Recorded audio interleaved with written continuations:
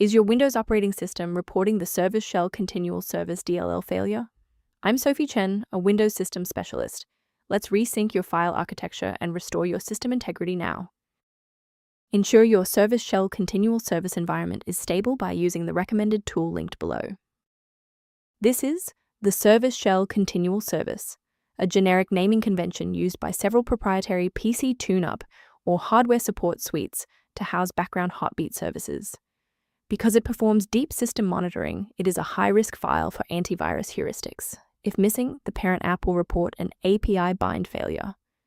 Let's transition to the solution, starting with the official Microsoft redistributable. The Service Shell Continual Service DLL library is a specialized asset belonging to the Localized Service Persistence Logic environment, and you must reinstall the host program that is displaying the error to ensure all internal dependencies are properly synchronized. If no luck was had with the redistributable package, we will escalate the fix by performing a targeted reset of the system state. A full system restart ensures that no background processes are currently locking the Service Shell Continual Service file. A fresh boot allows Windows to reinitialize its library map from a clean state. Take a second to bookmark this page or hit the like button before restarting. That way, you can easily resume this guide once your system has finished rebooting. Rebooting was just the start. Now, let's apply the core fix in this third step. Feel free to pause the video if you need a second to navigate.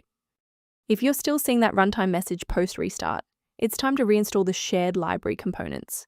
First, go to Control Panel, then select Programs and Features.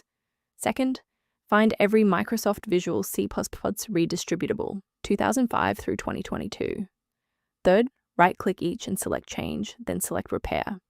If that fails, download the latest all-in-one VC++ redistributable package from Microsoft's website. Please note that for DLL files with numbers, the number tells you which version to repair. For example, 120 equals 2013. To prevent any secondary issues, I recommend a cautious approach to downloading individual system files. Be suspicious of any site that asks you to disable your antivirus to install Service Shell Continual Service DLL, as this is a major red flag for malicious software. To help keep your environment stable and prevent recurring errors, consider an automated maintenance utility for your system. Review options for a smoother Windows environment by consulting the diagnostic kit linked below for Service Shell Continual Service library references. I'm Sophie Chen. If this engineering guide helped resolve Service Shell Continual Service dependency issues, consider subscribing so you have a trusted resource for future Windows troubleshooting.